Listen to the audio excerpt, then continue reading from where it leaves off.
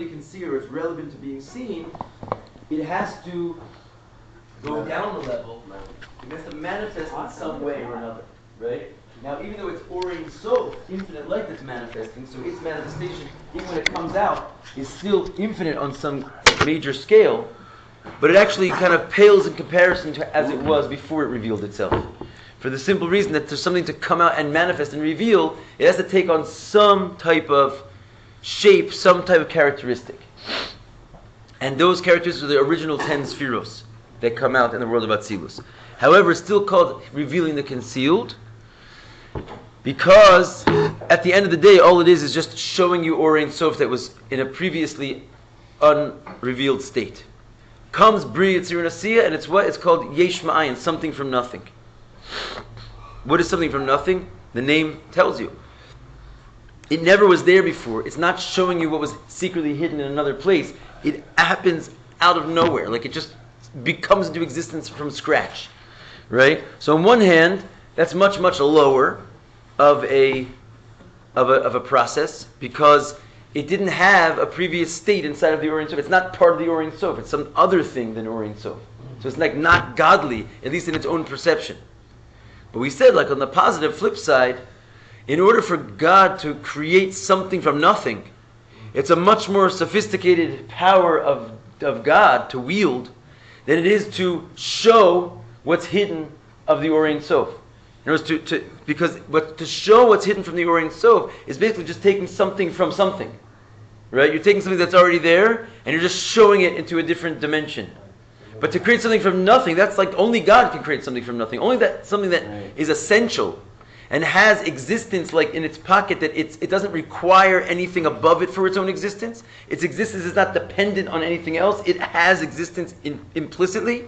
Only something which is God is the only thing that has that. Any light, any being, any revelation, their existence is pending on God's approval of their existence. So nothing other than God Himself can actually make existence out of nothing, because their own existence is dependent on something. So if you're basically receiving your lifeline, you can't then all of a sudden create life for someone else, because your own life is not sort of secure. You need to be enlivened and brought into being by God, and therefore you don't have the ability to just enliven and create being, because you're not at that level of independence. When I'm dead, you're saying I don't have the ability to create life when I'm dead, or ever? Because it's kind of like what it's out there. Definitely when you're dead. No. Wait, what? How did we get to you? No, seriously. What do you mean? What live and dead? I'm talking about basically. I'm talking about like. I'm talking about I'm talking about like divine levels of light. Okay. Really, not so much like the human experience, right? Something has to be enlivened by God in order for it to create. No, nothing can create. In other words, when you create, so to speak, a baby is what you mean. That's not really something from nothing, right? The whole process of creation is that it starts with a little seed and a little egg, and basically you didn't create the seed even from nothing. Like it was generated from like sort of your brain power, and the thing that happens, it happens from. We don't have an example in this physical world of something from nothing. That would be like, for example, like look at the table and there's a giant octopus sitting on the table, right? Where did it come from? Nowhere, right? That's something from nothing. We have processes that look like kind of creative processes, but it's always like there's a seed or a DNA strand. You always make it from something. We don't have the concept of something from nothing really in our ability, because only God can create something from nothing. And I was trying to say is that even the highest echelons of light, like Ein Sof or the Atzilus, can't even really create something from nothing, because they themselves, even light, whereas light is an entity which is springing forth from the essence. It's a revelation of God's essence, the Ein Sof. Atzilus, 10 manifestations which are a revelation of God's essence, right? So they're already dependent on Him emanating them. So they themselves are dependent on a higher source to bring them into being. So if their own existence is pending on someone else's allowing them to have it, certainly they don't have the wherewithal to just create being from nothing. They don't even have being so squared away themselves. Only He who has being squared away Himself, which is God, He just is. And therefore He's also the is of fire, to borrow a phrase from, what's his name? Freeman. On Chabad Darurah. Kabbalah Tunes. Okay, he wrote that. So he's the is a fire, meaning to say he is so essentially he can actually just make other things be, right? No one except for the Almighty Himself has such existence in his pocket like that he could just make other things be, because everything else's existence is dependent on Him making them be. So they're like sort of their hands are tied in that sense. They don't have existence to share. You follow what I'm saying? I have a question. Not exactly? I have a question. Okay. So if we think about the miracles in Egypt, the I can't think of the word. What do we call all the plagues? Okay. And all the stuff. Yeah. Right? So all those things came from things that He already created. Yeah, pretty much. Right? I mean, the locusts and all these. Yeah. The only thing that came out of nowhere was basically existence itself. Okay. However, where would the man have come from? Man Good question. is actually it's an interesting one. Yeah. But I mean, you could say there's certain things that, like Torah, man, right? Miracles, things that defy nature, let's say, right? In general, miracles. They are, in a sense, brought into existence something from nothing. But so is the whole creation. In other words, they're not creating something from nothing. They're just a clear example that Hashem creates something from nothing. Right in here, this is also being created something from nothing. Now, I could trace it back to the plastic plant and so forth, but we know a little bit better than that. That basically at every second, Hashem is enlivening the entire existence from nothing. The fact that it gets brought into being from nothing, you could say that about nature, you could say that about miracles. But the fact that it can bring something into being from nothing, that's God. In other words, we're seeing the result of God, okay. But what I'm trying to say is no one other than the very highest level of Hashem's essence can actually do that. This is not being brought into existence, for example, from Atzilus. Because Atzilus doesn't have that power. Only the essence of God. So yeah? You following me, sort of? Okay, so what we're saying then, this was all sort of like a parenthesis, this concept, is that even though the lower worlds are very much lower than Atzilus, where Atzilus is already revealing what was concealed, whereas these are something from nothing, they weren't even sort of in Hashem before, they're so pushed off and separate, they weren't even like sort of in the Creator, they're so distance from Him. Nonetheless, there's a certain quality and goodness that you can find only in them, because it's quite evident that they are something from nothing, and therefore the power of the essence itself is somewhat evident in them more than it is in Atzilus, which is merely a revelation of the concealed. It didn't come into existence something from nothing, Atzilus. That didn't happen for Atzilus. Atzilus already had a previous source in the Or Ein Sof. Got it? All right. Half this stuff has nothing to do with this mimer, by the way. I don't know. We're just going crazy here. No, it does. It does. I'm joking. Sort of. Anyway, so that's where we left off. That the other three worlds are called Yesh Ma'ayin. And we will take it from...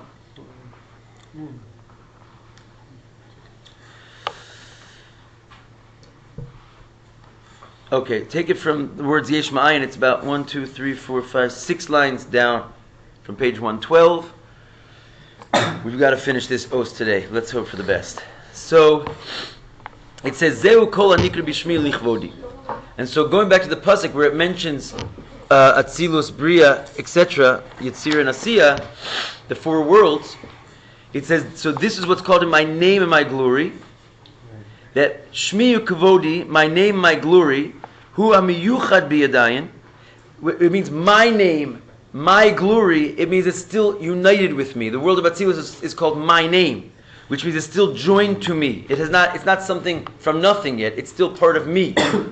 Shakayal Olam Atzilus Shu Olam Hayichud V'Isklalus. And it refers to the world of Atzilus, which is the world of unity and interconnected oneness.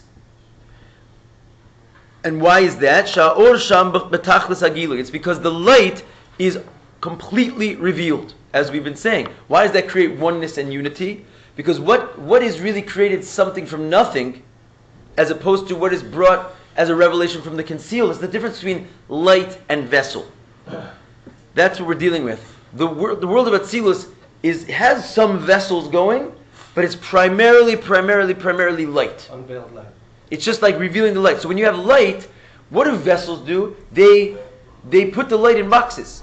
And ultimately they can even separate the light into making it seem like there's not even light here, there's just boxes, right? Because the light gets hidden inside these boxes. And even if the light doesn't get completely hidden inside the boxes like it does in this world, for example, we're just like a bunch of boxes. We don't even realize that there's like godly light enlivening us all. But even if it's like a step better, go up to the world of Yetzirah or even Bria, there's still boxes that are very much apparent. It's just that you can still sort of faintly see the godliness which is somewhat binding them all together, but they sort of have entities which are separate from each other. That's what vessels do. In the world of Atzilus, the vessels are there, but they're totally negated. So the whole overlying experience is just light, godly light revealed. That's like the one characteristic of the world of Atzilus. All you see is the light. The vessels sort of dim down to the point that they just vaguely hold the light together, but the primary experience in Atzilus is light. And therefore it's a world of revelation, unity, and inter-inclusion. Yeah? Do you have an example of Atzilus? Like, you know, Example of Atzilus? like where all Caleb are together. Yeah, what purpose do they serve? You know, if they're negative. Then you said that they vaguely serve. Yeah, they vaguely hold all it the together. light, which is They're what shining allows through their. them. I'll answer your question because it's a little bit easier. Then I'll try and think of an example of this physically. But what purpose they serve is that if there weren't some vessels there at all, then it would be the pure Or Ein Sof. The vessels is what enables it to shine. Something. So it's like a wick, right?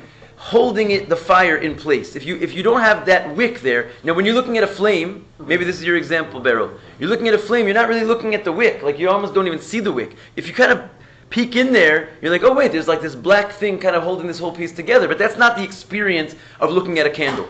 The experience of looking at a candle is looking at light, right? Yeah, if you look and see the wick, you're sort of like, your eye just wants to put that part away because it's the magical light that you're looking at. What is that? Fire. Right? But if you didn't have that wick holding it down, the fire would, as it says in Tanya, sort of go off the wick. Where does the fire go when it goes off the wick? This is kind of a trippy, medieval science, what we kind of hold by this even today. It goes into its source of fire, the yesod of fire, the element of fire, hangs out under the moon. It's like a band of Milky Way type experience that hangs out under the moon. It's an invisible, elemental state of fire. And when the fire comes off the wick, it rejoins its negated, unseen state under the moon. Just work with me on that for a second.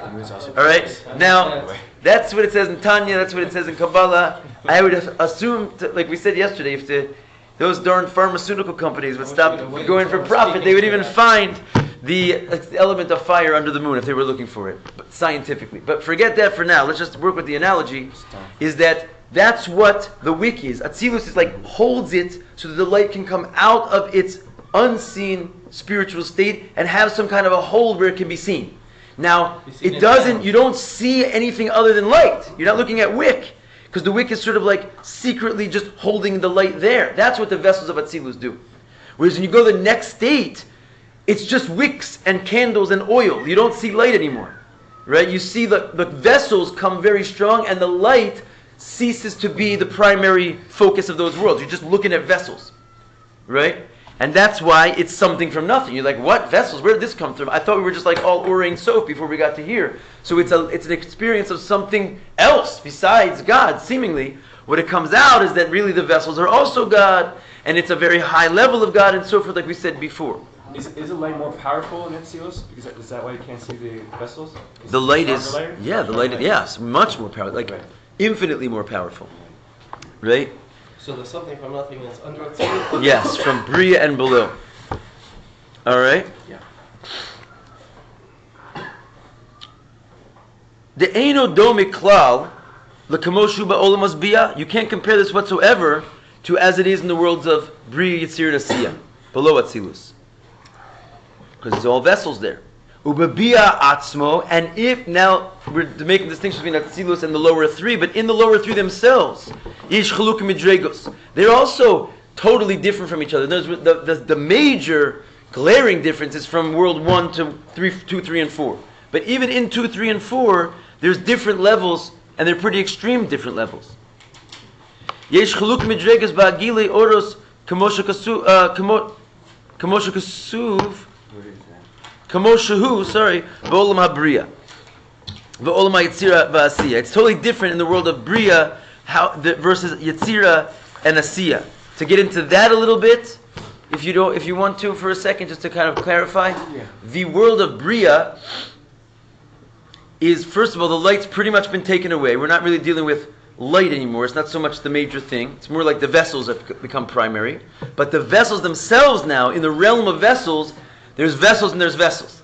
So the vessels of the realm of Bria are really special, unique types of vessels that you don't find in your average vessel store. In this world. You don't find them at all in this store, right? What it is like the raw material of all things as one. Which means it's like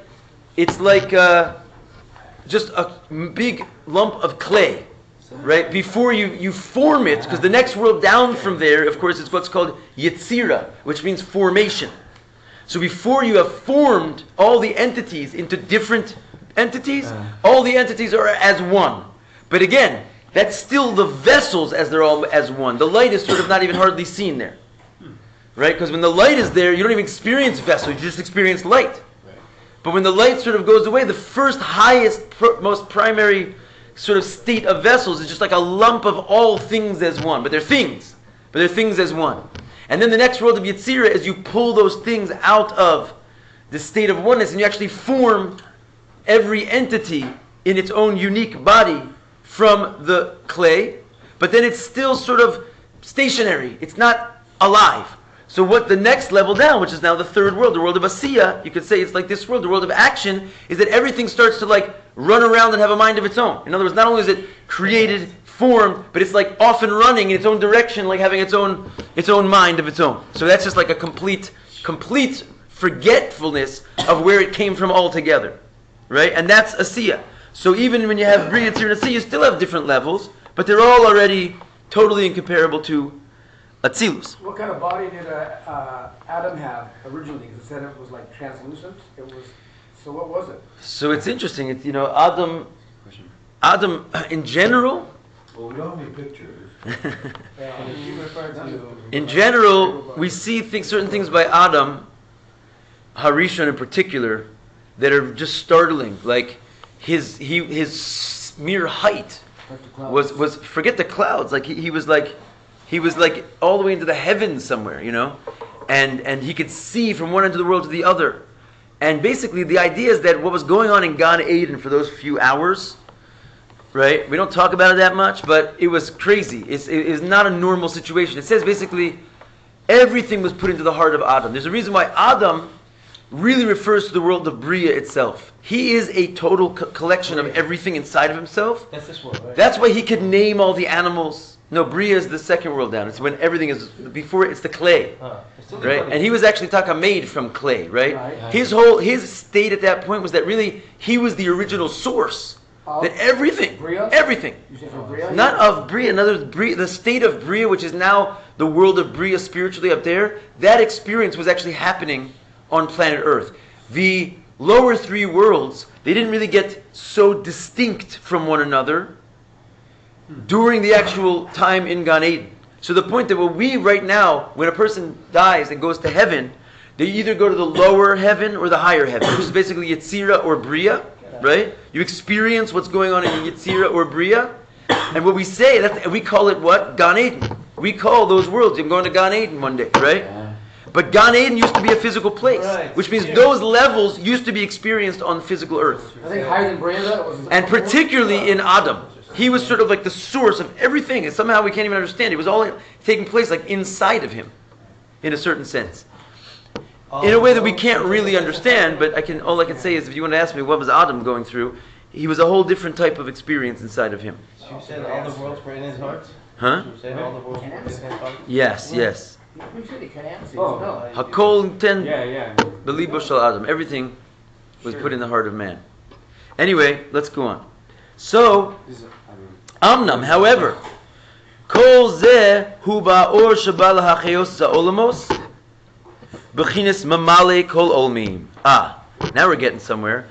All of this that we just spoke about, Atzilus, Bri, Yetzir, Asiya, and the whole balagan with light and vessels and everything, all of that, including Atzilus, is called Mamale Kol Olmim. It's only dealing with the light that fills the worlds. Light which is limited, which comes inside of something. Even Atzilus, it holds on to that wick. It limits itself to having some inside. Is that like a lower? It comes to reveal itself to something. Therefore, it's relevant to being grasped in some way by the vessels. Just like the wick holds the flame. It's grasping the flame. Is that like a lower type of light? Yes, Mamali Kolom means the light that fills worlds. By definition, what does it mean to fill worlds? It means the light that goes inside and is held.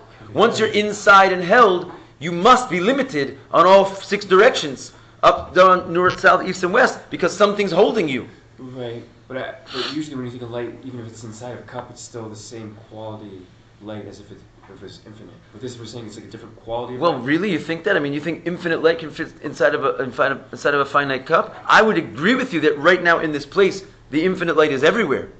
But if it was showing itself as is, we wouldn't see anything else. Right? So the fact that we do see other things means that infinite light may be everywhere simultaneously, but it's hiding while it's busy being and some other type of finite light is crawling inside of the contours of this cup to make it be this shape, size, and color. And that is actually a divine light which is holding in a finite shape. It's like energy and matter. The energy sort of slows down and becomes something. When it slows down, it leaves its pristine state of just pure oneness, and it sort of crawls into a finite shape. It's actually a different type of godly light.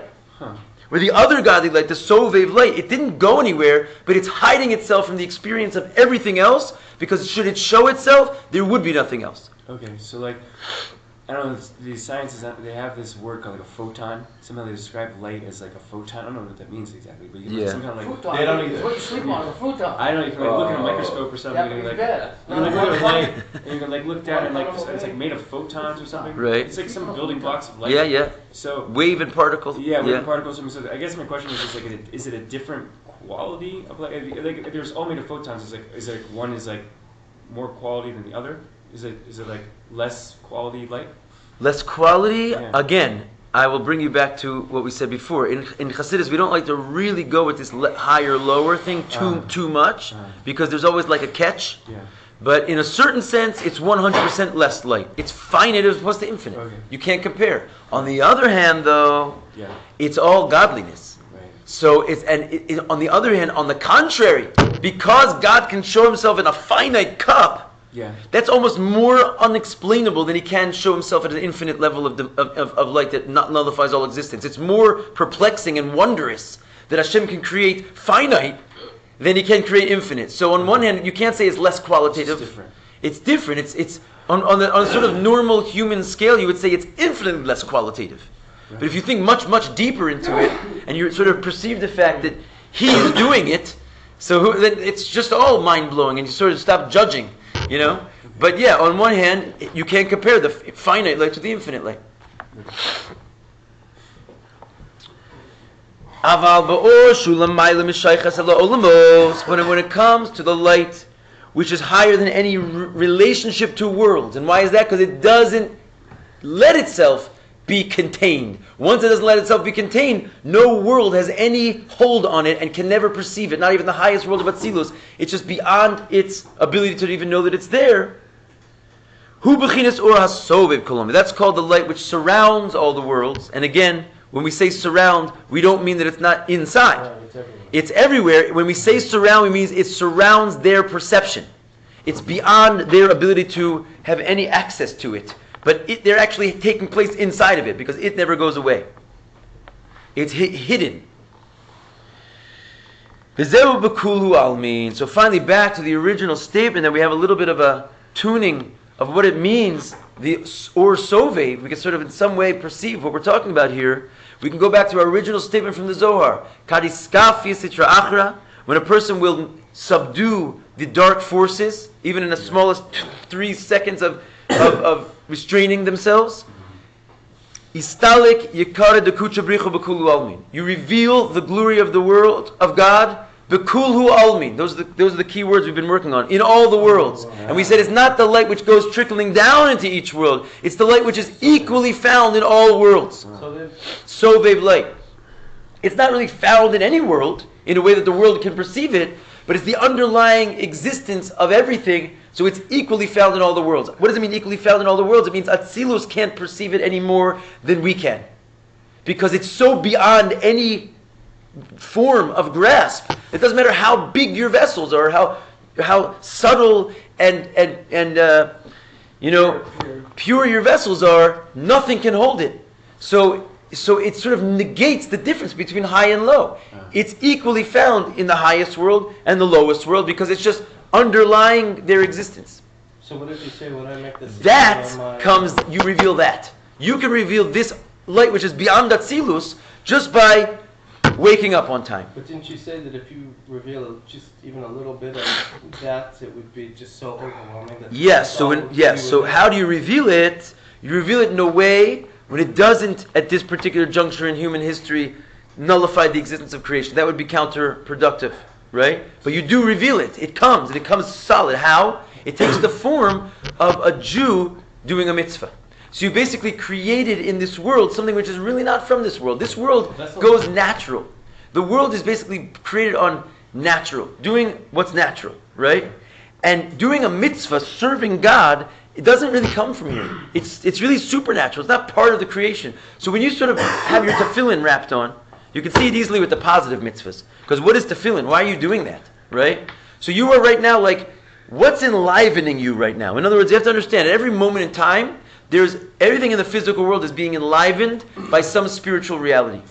The cup is being enlivened what we call, like Avram was saying in the Farbrengen last night, klippas noga. There's a certain level of divine light which is not holy light, but it's not unholy light. It's right in the middle there, and it brings into existence all permissible things. They're not evil, they're not holy.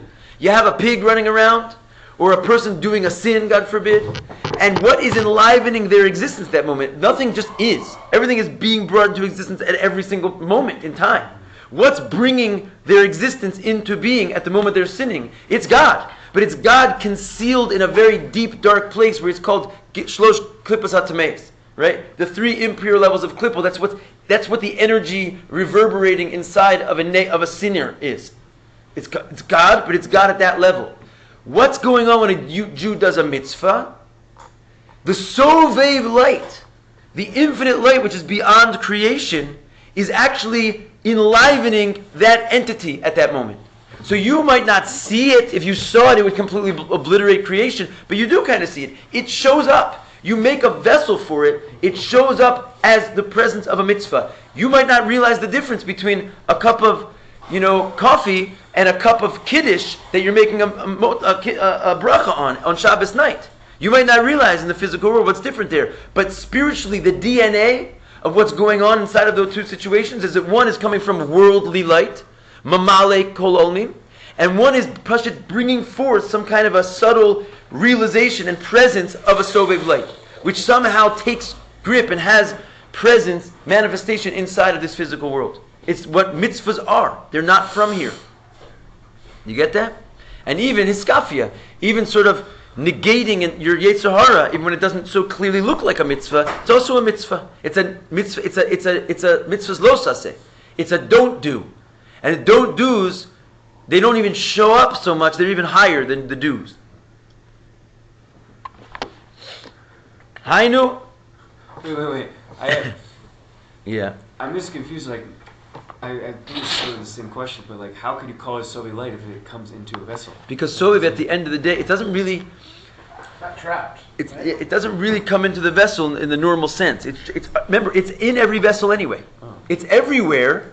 It's just usually vessels don't bear any sort of depiction of it whatsoever, because it's just completely beyond the vessel's ability to shine through, right? When you organize sort of the kaleidoscope in a certain shape, it gives an opening for that light to be seen. In other words, what is it that's happening? It's the same cup that you had on a Thursday. It's the same wine that you had on a Thursday. There's no mitzvah involved in it. But somehow that same structure, in the presence of a mitzvah, it's gateway. Again, the light doesn't get, so to speak, seen in the sense that that it shows itself as infinite light. But what is enlivening that mitzvah at that moment is not the same old Thursday wine that was enlivening it on Thursday. It's like a new dimension has entered into it. Now, we will eventually see the great sweet reward of what the mitzvahs are. Eventually, the infinite nature of a mitzvah will actually shine, and we're going to be like seeing an infinite light in this world. That's what Mashiach's times are going to look like. Right now, we're sort of creating all the vessels to have been prepared and sort of,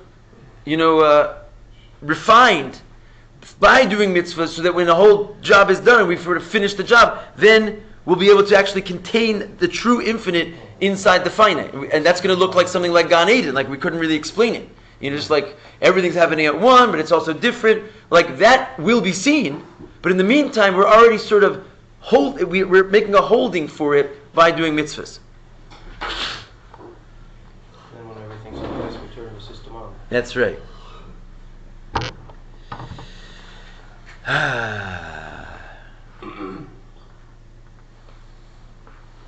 That's what it means in all the worlds. It means that this light, the way it comes down, is that it doesn't come down in one world more than another. Once you reveal it, you basically have revealed that light in all the worlds. Because if it came to show itself, that's why all the angelic worlds are sort of like looking at this world, waiting to get fed. Because we're the only ones that can unleash the mitzvah. When we do, it pops up into every single... They all are suddenly... In other words, in the worlds that they can actually see this stuff, like Atzilus, they actually see more... They see it when we do a mitzvah down here, because it shows up. And to them, because their revelation is like the name of the game up there, they have a revelation of the Sovev light when we do a mitzvah. So it actually says that when we do a mitzvah, it's like we're putting light into a bank in Atzilus. All the revelation that we should see comes down as far as it can without nullifying the worlds, which is Atzilus. Can't come below there in a revealed way, or it would ruin everything. But it does come down to there. Because Atzilus can handle a revelation of the Sovev light. That's what it is. It's the revelation of the concealed. So we reveal more concealed when we do a mitzvah. They only see it there, however. In the meantime. And unfortunately the opposite. When we don't do it, we hold back Atzilus as well, you're saying. And Chas v'Shalom, if someone does an aver, they could do a blockage. Blockage, or if there's dark entities up there that are feeding, no? No dark entities. It says in Atzilus, it says, Lo yagur chara. No evil dwells there. But in lower worlds, no? Yeah, in lower worlds you can make a balagan. Yeah, judgments. Yeah. Amnam, Upper right. Amnam, bichdei lamshich or ze b'kulu. However, in order to bring this light down into all these worlds, into all the worlds equally, hu al yedei avoda ba'avodas habiruim b'chines iskafi v'ishapcha dafka. It's accomplished by the avoda of refining yourself and refining the world in the two-pronged service called subjugation and transformation. These are our two tricks. V'zeu kariskafi sitra achra. That's what it means. When you will negate, subdue the sitra achra, the other side, i.e. kasher poel ba'avodaso, when you effect with your service the osiskafi sitra achra, that you negate the dark forces coming into your mind. You control those thoughts. You control that mouth. You control your actions. You control your feelings even on a high level. You get to the point where you actually transform. That's just subjugating. You can transform darkness into light. You can take a cow and cut it up and make leather straps out of it and make the cow into tefillin. You've taken a piece of the world and you've made it into a permanent object of God. You can transform darkness into light. So we say that the advantage of light really comes from darkness. What does that mean? When you turn darkness into light, you get a unique breed of light which is unlike all other light. You get the Sovev light. The only way to get the Sovev light, if you want to get the Mamali light, you don't need to turn darkness into light. You need to abandon darkness and go look for the light. But if you want to get the Sovev light, this unseen light, the only way to get it is to turn the darkness itself into, use the darkness for a mitzvah. Then suddenly you get the real advantage of light, which is beyond all light. You know what helps is get That's up Bal early. Tshuva. Get up very early, that helps. Yeah, for sure it does. Or serving Hashem both ways. Yes, same idea. Bal Tshuva. Hine nasa yisuna or. So you wind up with, so to speak, the advantage of light. What does it mean, the advantage of light? The advantageous light. The light which is beyond worlds. And ultimately, the light will shine in a revealed way to the point that it shines all the way down here. Which means you can draw down the light in such a way that you bring it out into all the worlds equally. In other words, this advantage means it doesn't just get, so to speak, seen in Atzilus and seen a little bit less in Bri and seen a little bit less in Yetzirah. If you can get your hands on this light, you bring it into all the worlds equally. It comes all the way down and all the way up. Sovek. That's what it means when you subjugate the Sitra Achra, you reveal the godly light in all the worlds. It means that level of light that you draw down the Sovev light. That the nature of its revelation, of its being drawn down, is that it is inside of every single thing equally. And therefore it shines below just as it shines above. In other words, if it's going to shine, it's not going to go sequentially, because it doesn't know from sequentially. It's either you get it or you don't get it. So if you get it also down here. And on the contrary, not only do you happen to get it down here, we're the trigger for it, for all the worlds. So I can be doing this every time I want to eat if I take a few seconds. Yes, and it actually says such in Tanya. The Talmid Chachamim of old, they would push off their morning meal for an hour, even though they were going to anyway just learn all day. It was only for the sake of Hiskafia. They would do all types of things just to stop themselves from engaging in their taivas, in their just to create Sovev light in the world. Yes, it's like our unique little thing that we do. So we're doing that now. We're doing it now. We're doing that now, not having breakfast instead we're doing that. Sure, we're not having breakfast. We could be doing a lot of other things. We could be tucked in bed, or we could be doing sort of worldly things. We have business to do. Everyone's got phone calls to make and meetings to go to, but we're like pushing the world. It's like Shabbos in general. Just push the whole world away and create a space for Hashem. And that's the next line. Asuli mikdash v'shachanti b'socha. This is the process of make me a temple and I will dwell within them. Making a temple is basically creating a space of Kedusha in the midst of the normal hustle and bustle of the world. It's Shabbos, it's Hasidus class, it's yeshiva, piece of your life. Besoch kol echad ve'echad. You can do this inside of every single human being. It's not just a mikdash in Jerusalem. You're the mikdash in Jerusalem. By doing this service of subjugation, transformation, darkness to light. When you do this, you have no idea what you're really doing. Like the entirety of existence is depending on this little move of yours. You bring down this light of the Sove, which even Atzilus can't get their hands on. Istalik, and you reveal in a realm of Istalkus, which we said you reveal something unrevealable. In the light of Hashem in all the worlds, Shemer Mizgala Orasu, which means the light of the Sovev shines. Why does that trigger that? Because why does a mitzvah trigger that? Why does it hold it back? Yeah, because avoda basically. The reason why avoda triggers it is because Hashem's ultimate true delight, which is basically His self, was to make a place which did not recognize Him at all, and yet even in that place He would be recognized for some reason. When we start asking why that is, why Hashem likes that, that's really a complicated question, and we're already about to stop, so we can't really go down that road, but just take it, my word for it. Hashem desires in the deepest place a dwelling place in the lowest worlds, right? So what is that level of desire? Think about it for a second. Hashem has many, so to speak, attributes. He has emotions, He has intellect, and then He has this thing called His innermost panemius desire. That's basically saying Him. Right? So when do you get to Him? When does the Him shine? It shines when you do what really tickles His fancy. And for some reason, what tickles His fancy is when we make light in a dark place. So that's why, dafka, when we do a mitzvah, we can summon this Ori Ein Sof. Because what is the Ori Ein Sof? It's like the infinite divine pleasure, which is uncontainable in any world. We can summon that because what really tickles that fancy of Hashem is when a Yid gets out of bed on time for some reason. So that's why we can trigger it. Because what we're triggering is Hashem's pure delight. Can I ask a question? Yeah. Maybe this, I don't know. We're done, by the way, if anyone has to go. Yeah.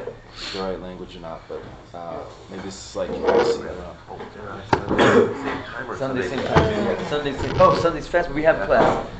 And Shabbos also 8 o'clock if you make it. 8 o'clock. 8 So the o'clock. class would then be more like. Class at 8 o'clock. Class at And then davening's at 10 o'clock. Class at. Okay. If you're in the late davening club, join us, please. You have to come without your own though, because he's in the early davening club. Okay, sorry. Is it alright to say, this is probably not going to sound right, but it's what I thought of. Hashem is like a magician. Something from nothing, you're saying? Yeah, I mean, I don't know if that's like heresy to say that magic is. Yeah, I mean that's not the word I would use, but if you want to say like as an analogy, he could like a magician looks like he makes something from nothing. He pulls like a coin out of your ear, right? He likes doing magic tricks, so he does these things because he's entertaining himself. He entertains himself. Okay. So he's I mean, in other words, that's why he enjoys seeing light come out of darkness. Yeah. But yeah, and he's also entertaining the crowd. Yeah, but still, like, why the infinite God would have pleasure from such a thing is still somewhat beyond, 100% beyond comprehension. But there are plenty of places which discuss what it means to be beyond comprehension and so forth, but we'll have to get into it in its proper time. Okay, Shkoya. So I went there yesterday. They tested me. Okay. And with the Tikkun Zohar,